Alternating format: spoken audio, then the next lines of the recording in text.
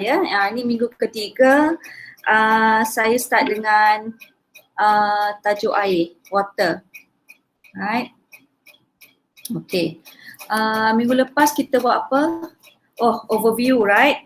Overview about food science, right? Okay.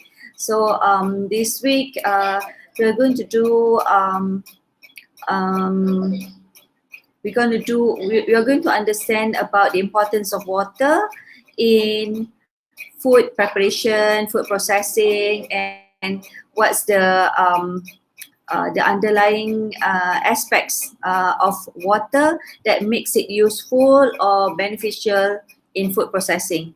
Okay, so I have my slides dalam YouFuture. If you kalau you tengok dekat YouFuture, I have like my name dalam YouFuture tu, and then there's a list of slides. So basically those are the slides that I'll be using if I do not change anything. So nanti you tengok dekat situ, but this one I will present now. A window ke, kejap ya, a tab. I think a tab, okay. Can do a tab. Alright. Nampak tak? Nampak. Alright, nampak? Nampak. Okay, alhamdulillah. Okay. This is an old slides. We usually cover the topic of water towards the end of food science subject. But I think from the last curriculum review, we find it that is important to tell the story of water before we do the rest of the topic, because walaupun water is not really associated with the other topics after this, we're going to do carbohydrate, protein, lipids, and then additives and preservation. But it is beneficial. I think it's also being discussed from the aspects of food safety. So, but in food preparation, it is also important. So, dia ada banyak function. Air berfungsi dalam pemprosesan makanan dan penyediaan makanan. Okay. We will look at the structural aspects of water, and then the functional properties of water, why it is important. Okay. One mark questions ni tak relevant sangat because we do not discuss about fruits and veggies yet. So I would want to skip that slides. Okay. Water is composed of hydrogen and 2 oxygen. Itu biasa, right? I think that's part of the what we call we always said H2O. Some people mention water in from the aspects of H2O, from the chemical bonding of water. It has 1 hydrogen and 2 oxygen, and it is a covalent bond. If we remember when we studied about science, covalent bond ialah ikatan yang tak boleh diputuskan. Okay, so it's dia akan jadi air sahaja. Maksudnya dia sama ada dia adalah air ais ataupun air yang steam masih lagi air, ataupun dia adalah air liquid tapi dia masih lagi water, H2O. Okay, so there are 2 types of water, free water and bound water. Okay, when we talk about free water and bound water, it is always being associated with the potential of food to become rancid or to become disintegrate ataupun rosak ataupun rosak as in bakteria boleh hidup pada jenis-jenis makanan itu berdasarkan kepada sama ada there are a lot of free water or they have bound water. Okay, why we talk about water in terms of food safety? First, because sebagaimana semua benda hidup, bakteria juga adalah benda hidup dan ia memerlukan air untuk hidup. Okay, itu bahan makanan dia lah, part of dia, keperluan dia. So bila dia ada air dan dia akan thrive, dia ataupun dia boleh membiak dan dia boleh hidup, dan dia akan boleh merosakkan makanan. Okay. Again, when we talk about free and bound water, okay, contoh free water is apa-apa makanan yang you boleh nampak air tu meleleh keluar. Kalau contohnya makan bulan-bulan puasa pula, hari ni hari pertama ya, makan katakan tembikai. So dekat tembikai you nampak air tu, kalau lama dia juicy, okay, dia juicy ataupun dia boleh meleleh air daripada buah tembikai tu. Okay. Bound water adalah moistness pada makanan. Okay, saya suka bagi roti. Roti, you tak nampak air tu meleleh daripada roti tu, kan? Tapi you tahu roti tu moist. Kalau kata dia dah kering, dia dah hilang dia punya moistness, then dia akan jadi biskut, dia akan keras, kan? Dia dah stale. So itulah that is how we differentiate atau we look at the types of water. When we discuss about free and bound water, those are the things that we look into, okay, whether the water can flow freely or it is bound dalam makanan tersebut, tetapi dia ada kandungan air dia. Sebab tu kalau kata bila you buat macam dalam chemical test, you wanted to look at the water content of certain type of food, you tak nampak pun air dekat water content tu, tapi bila dia ada cara tertentu, you masukkan dalam oven, you timbang berat dia sebelum dia dipanaskan 100 darjah Celsius. Kenapa 100 darjah Celsius? Sebab air mendidih pada 100 darjah Celsius, so dia daripada bentuk yang liquid, dia akan terbebas, terpeluap, kan. So kita nak dapatkan dia punya kandungan air, dan kita panaskan dalam oven pada 100 darjah Celsius, dan kemudian kita timbang semula produk tersebut, dan kita tahu apa yang hilang tu adalah bound water ataupun water content dalam produk itu. Okay, so far ada soalan? Ada soalan tak? Ada, doktor. Tak ada? Alright, okay. Okay, there's another concept where we discuss about water. It is about whether the water is hard or it is a soft water. Okay, why we call it hard or soft water? Okay, this term ataupun this concept is very important in baked product. When you do bakery, like really kata hardcore bakery lah, you betul-betul concentrate on using different types of flour, and then you wanted to do different types of bread, soft bread or hard bread, kan, bagi or whatever. So it is really close or really important to know the type of water that you will incorporate into your when you nak ulikan roti tu. Okay, why is that? Because the hardness or the softness of the water is because of the dissolved gases, organic minerals, and mineral salts from air or soil. So hard water contains more calcium and magnesium, while soft water have greater sodium concentration. Dia ada banyak kandungan sodium. Okay, hard water dia ada banyak calcium and magnesium. Okay, why is this important? Again, tadi saya kata dari perspektif you wanted to do a big product, because bila you buat big product, calcium and magnesium tu akan membantu ataupun mempengaruhi, bukan membantu, mempengaruhi ikatan apabila you uli roti itu, dia ada gluten, kan, so you akan, ikatan gluten tu akan bertambah kuat ataupun bertambah lemah kerana bila you gunakan air tertentu, dia ada kandungan kalsium yang akan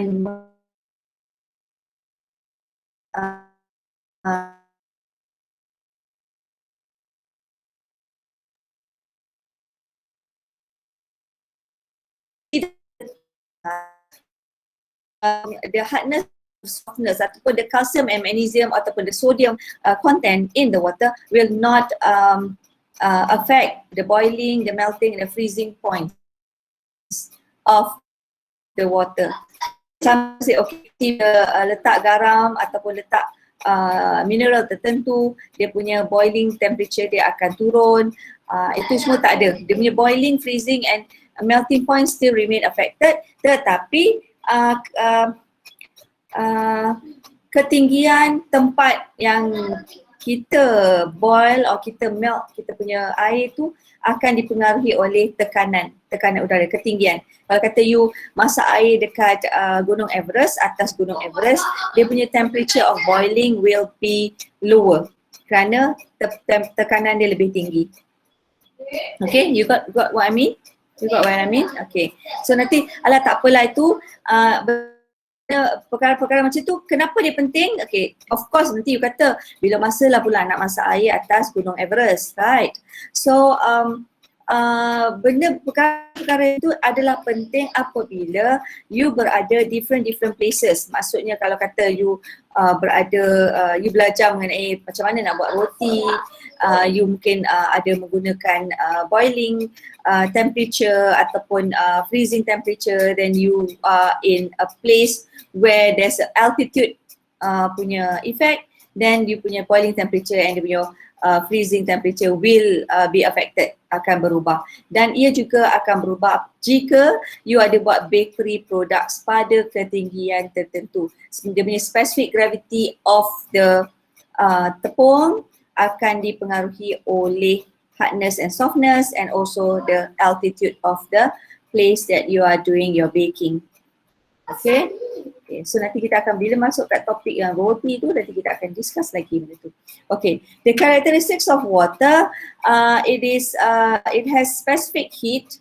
Okay, there's a specific heat meaning that alamak saya tak hafal pula dia punya tu. Specific heat is dia punya isi padu.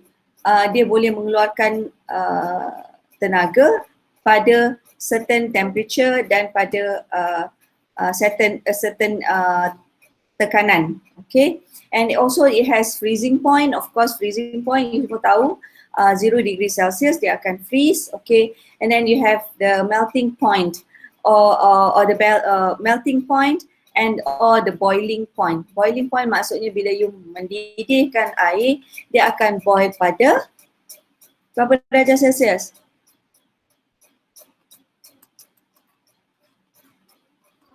100.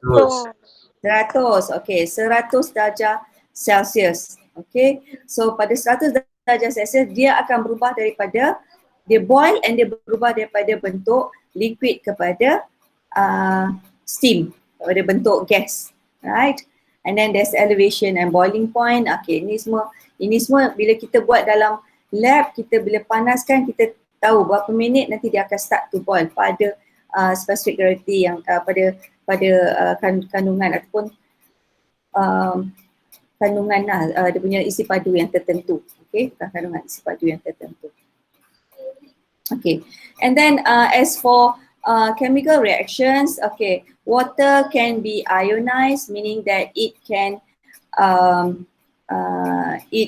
form a solution with ion yang lain. Maksudnya macam kalau you gunakan gula dan you buat dia dapat gula, dia bukan ionization. Dia kalau garam, you dapat this ionization of water and sodium.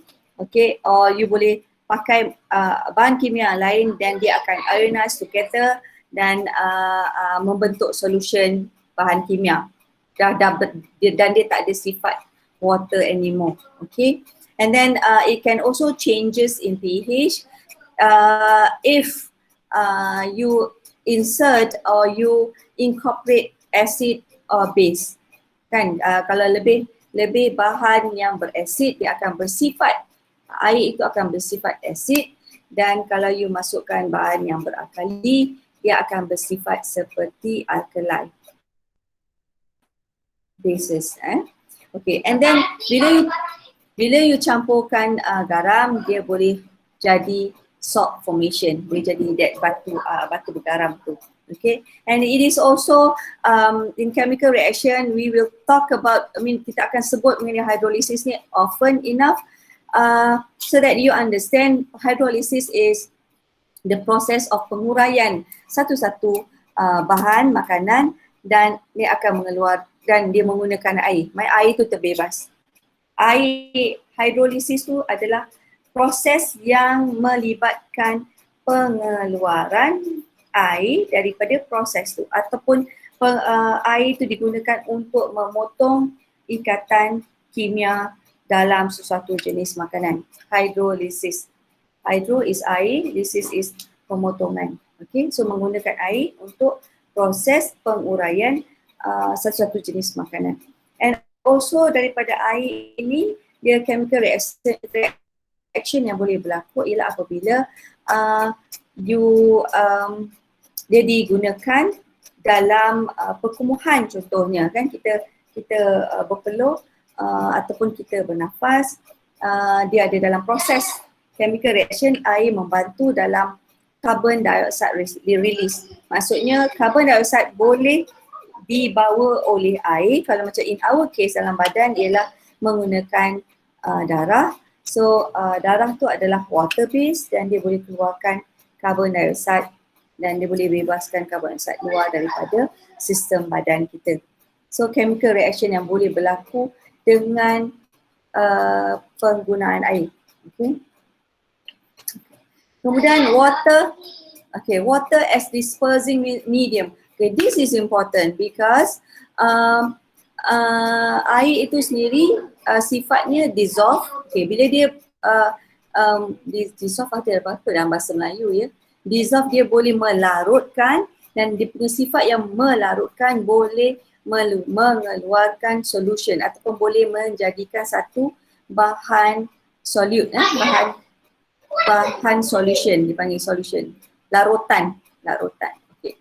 Kemudian if the water as dispersing medium, dia boleh suspend bahan yang terampai. Kalau bahan yang dimasuk ke dalam air, dia terampai dan itu adalah suspension. Tapi dia punya medium dia ataupun bahan ampaian, bahan yang mengampaikan itu adalah air.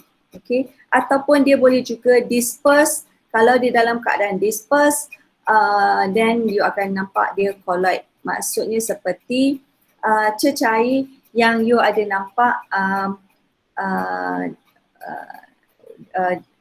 you nak macam tepung you masukkan dalam air dan you akan nampak this colloid.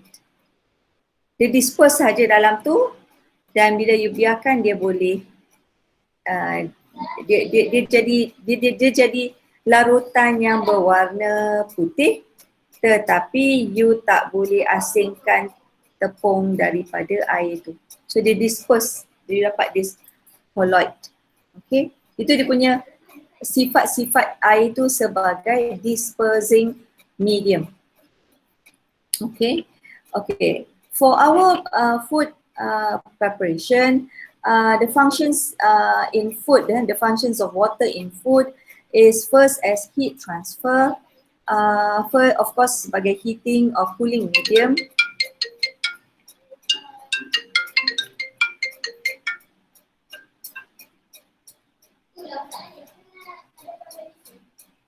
Okay, heat transfer dia sebagai heating or cooling medium. Okay, heat transfer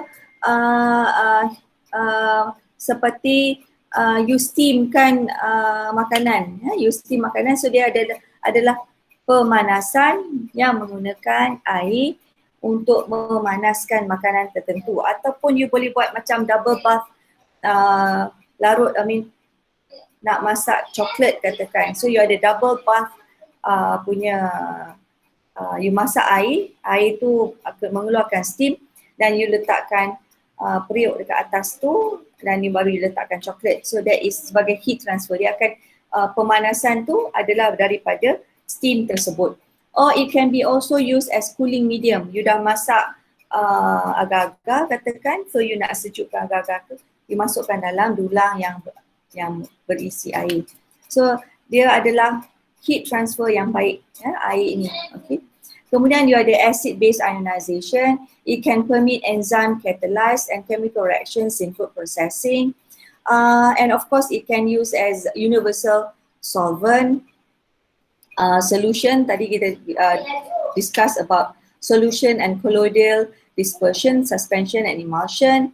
And this one ni nanti saya akan minta you buat satu belajar, buat nota you sendiri mengenai colloidal dispersion, what is suspension, what is emulsion.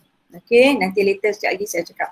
Okay, food processing techniques, in food processing techniques, when we use the water in the food processing techniques, it is because water can change form. Maksudnya daripada liquid, dia boleh jadi solid, okay, dia boleh jadi steam, dia boleh jadi gas. Okay, so daripada liquid menjadi solid, dia adalah satu proses freezing. And also, and of course the other one is when you wanted to get rid of water, you dry your product, and it's food processing yang dipanggil drying. So you lose out the water tu terbebas keluar, evaporated and dissolve, hilang. Okay, and there's also the process of using water in your food preparation, especially in emulsification. So you have this emulsifying water as emulsifying agent. Okay, so later on I wanted you to do your own note about this emulsification. In food what we discussed, or the importance of water in food preservation is based on its water activity. Just now we talk about the free water and the bound water. Okay, now when we have this, when we talk about food preservation is we wanted to lose out the water activity. We wanted to make sure the water activity of the product is low, very low, so that bacteria cannot thrive, cannot live on the food. So the first one is kalau kata kita tiriskan, apa dia panggil tiriskan? Kita tiriskan air, itu adalah lose out the free water. But later on when you do a drying, katakan buat ikan kering, ikan tu kan adalah basah. So mula-mula you buangkan air, you tiriskan dia, you lose out the free water, and then you letak garam supaya air dalam ikan tu akan berada di permukaan, dan kemudian you jemur. So bila you jemur, air tu dihilangkan. Kenapa ikan kering lebih tahan lebih lama? Kerana dia tak ada air dan dia ada tinggi garam. Okay, so and this food preservation of drying, of losing out the water, the free water and the bound water is because we wanted to have a low water activity. Itu adalah istilah untuk merujuk kepada aktiviti air yang sangat rendah. So kita tulis sebagai AW, water activity. Okay. And then there's kaedah osmotic and osmosis and osmotic pressure. I don't want to discuss that in detail. I want you to find it out yourself, do your own notes, and then kita akan discuss dalam kita punya discussion. Okay, okay. These are some of the functional beverages that is based on water. You have these sports and performances beverages, enhanced water, ready to drink teas, enhanced fruit drinks, soy beverages, enhanced dairy drinks, herbal beverages, nutraceutical beverages, natural beverages, energy beverages, smart beverages. There's a lot of names for the beverages, but I wanted you to give or to list out like what is osmotic water, what is osmosis water. I wanted you to look out for the isotonic water. Okay, what is isotonic water? What is mineral water? And then apa lagi? Ada jenis-jenis air yang tanpa, bukan jus bukan jus, bukan air teh, bukan air soda, tetapi air-air yang kosong tetapi dia ada istilah-istilah tertentu kerana istilah-istilah itu tersenarai dalam food law and regulation. If you are producing any that kind of water, you must fulfill dari segi legally dalam food law and regulation, you must fulfill its function. Okay, right? Okay, so I think you perasan tak saya minta you buat nota you sendiri.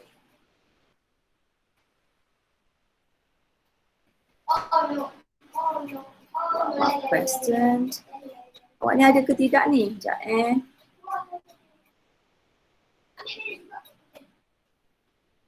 Stop presenting. Okay. So I wanted you to do your own notes, especially for isotonic drinks. Okay, cari apa itu isotonic drinks. Cari apa itu osmosis water. Okay, hard water. You mesti ada istilah tu. Bila kita belajar food science, dia ada istilah-istilah, terms of reference. So you cari, you simpan dia punya istilah tu kerana those istilah-istilah tu akan, dia ada macam satu soalan, dia tanya, okay apa, what is this? What is hard water? What is soft water? So you must at least have macam satu vocab you sendirilah, buku vocab untuk food science. Right? So tadi hard water, soft water, isotonic water, mineral water. Okay. Kemudian apa lagi satu tadi?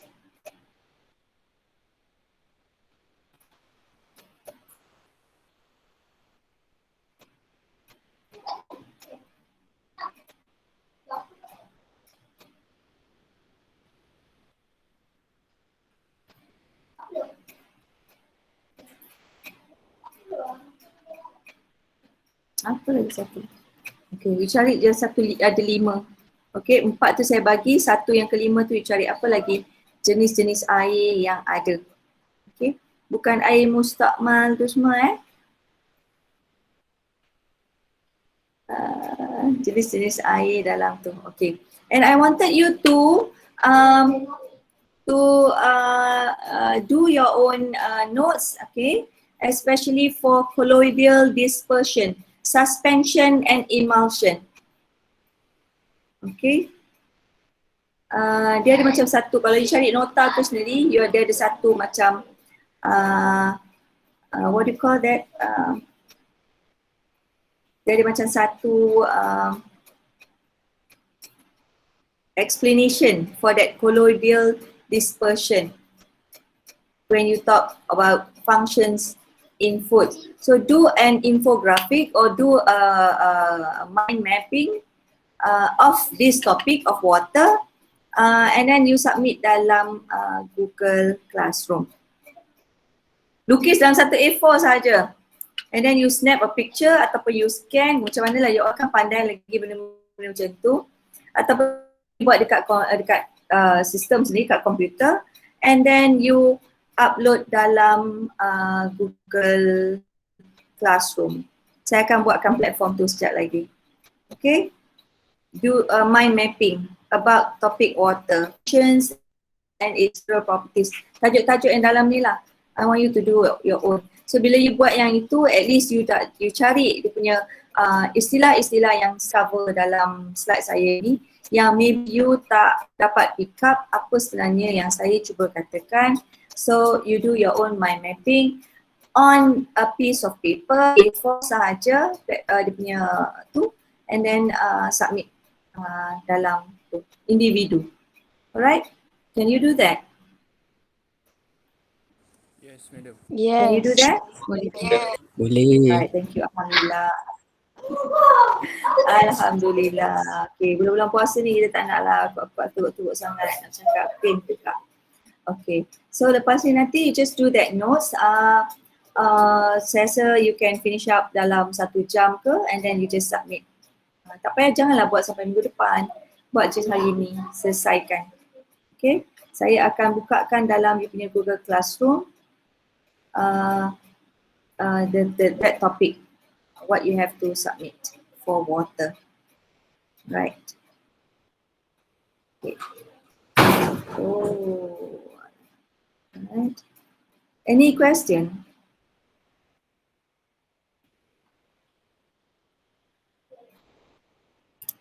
Ada soalan tak? Sebab saya dah uh, nak sadar kamar dah ni. Tak ada. Last hantar bila, madam? Tak dengar. Last hantar bila? Oh, dah hantar. Okay.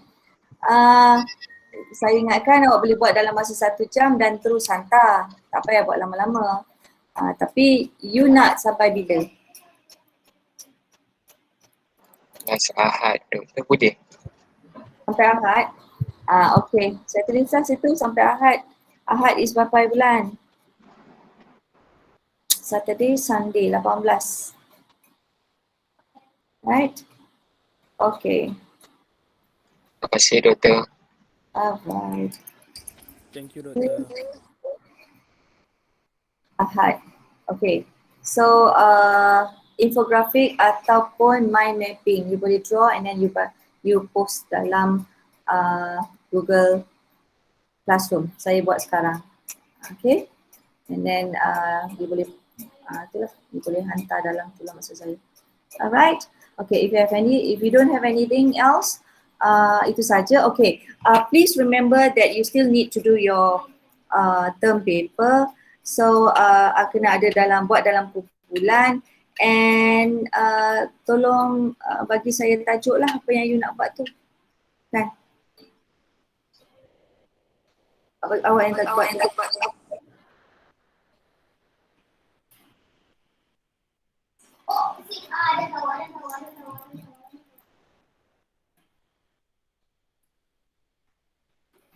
Ada soalan lagi tak?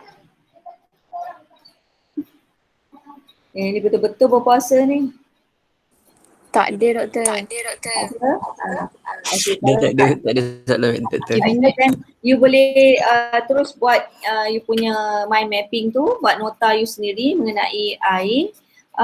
Just in one piece of paper, you conteng ke, you draw ke, you buat dengan pen merah biru ke, I love you.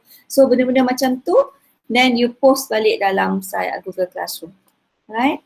So that kalau tidak saya cakap je awak pun dengar je, lepas tu awak pun baring, lepas ni tidur je kan dalam bulan puasa.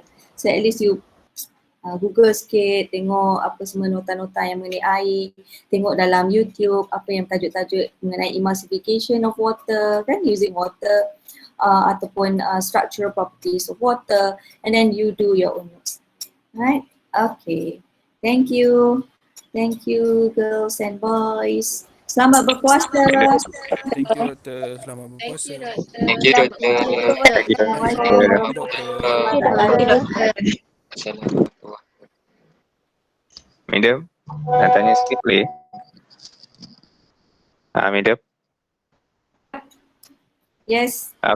kalau macam nak buat infografik tu kan, kalau saya pakai macam Canva boleh ke? Boleh, Canva. saya tahu sangat Canva boleh, alhamdulillah Boleh, cantik tangannya. Alright. Boleh. Terima kasih. Okay. Alright. Okay, bye. Thank you. Thank you, sure madam. Yang make sure letak isi borang ni kedatangan tu ya, my Google Classroom yang tadi saya bagi tu. Yang saya bagi link tu.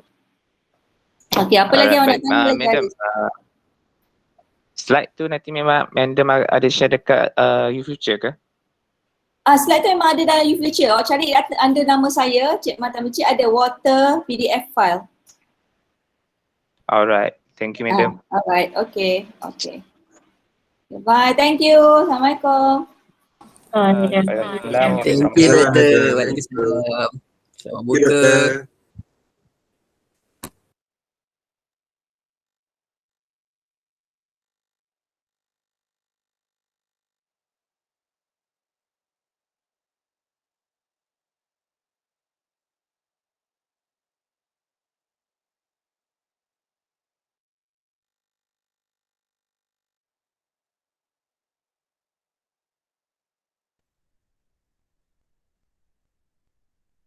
Hai, Syah. Hai.